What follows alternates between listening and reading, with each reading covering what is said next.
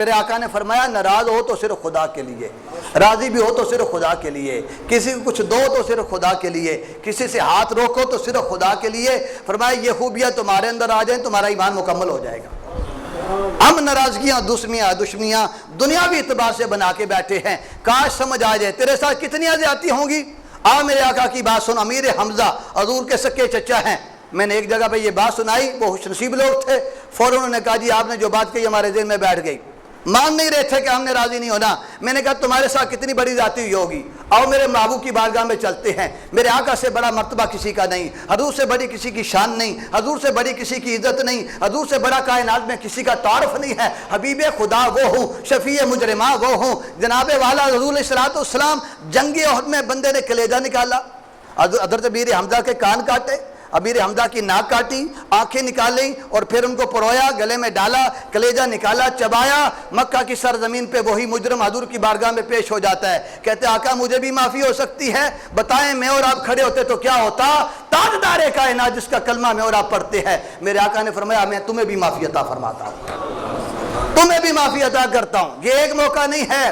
پھر مکہ کی سرزمین جب حضور نے مکہ فتح فرمایا نا، پھر اہل مکہ سامنے کھڑے تھے۔ یہ وہ لوگ تھے جو حضور نماز میں ہوتے تھے اوجریاں کاندھوں پہ لا کے رکھتے تھے۔ یہ وہ لوگ تھے جنہوں نے حضور کو مکہ مکرمہ سے نکالا تھا۔ یہ وہ لوگ تھے جو حضور کے راستے میں کانٹے بچھاتے تھے۔ یہ وہ لوگ تھے جو حضور کے راستے میں گڑھے کھودتے تھے۔ یہ وہ لوگ تھے جنہوں نے رسول اللہ کو لمحہ تکلیفیں دی تھی۔ بلال حبشی کو گلیوں میں گھسیٹا ہوا تھا، عمار بن یاسر کو دو میں باندھا ہوا تھا، خباب بن ارد کو گرم کولوں پہ لٹایا ہوا تھا۔ اتنے بڑے بڑے مجرم حضور کے سامنے کھڑے ہیں، اور میرے آقا نے فرمایا بتاؤ آج میں تمہارے ساتھ کیا سلوک کروں گا، تمہارے دل میں کیا آتا ہے؟ انہوں نے کہا اخن کریم و ابن اخ کریم او کما قال۔ کہنے لگے ہم کہتے ہیں آپ بڑے کریم ہیں، کریم بھائی کے بیٹے ہیں۔ بس اتنا جملہ کہا، تاجدار کائنات امام الانبیاء نے فرمایا لا تثریبا علیکم اليوم، فرمایا جاؤ میں نے تم سب کو معاف فرما دیتا ہوں۔ اتنے بڑے بڑے مجرموں کو معاف کر دیا ہے، تو بھائی کو نہیں معاف کر سکتا، تو بھتیجے کو معاف نہیں کر سکتا، تو بانجے کو معاف نہیں کر سکتا،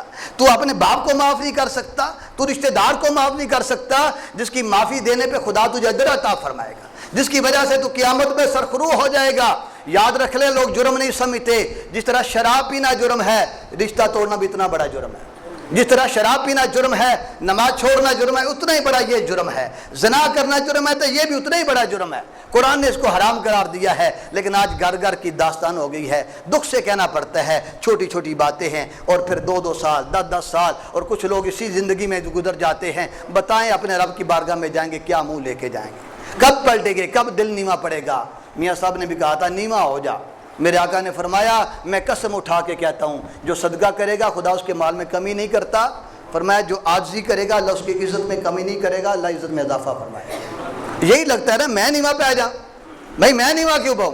حضور فرماتا ہے جرا نیواں ہو جائے گا میں قسم اٹھا کے کہتا ہوں اللہ اس کی عزت میں اضافہ فرما دے گا۔ حضور قسم اٹھا کے فرمائیں اور تو سمجھتا کہ میں مان گیا، اور پھر دائیں بائیں لوگ تانے دینے آ جاتے ہیں، بزدل تھے نا، ڈر گیا تا فٹوٹ مان گیا، اور ساتھ والے بھی نہیں جینے دیتے۔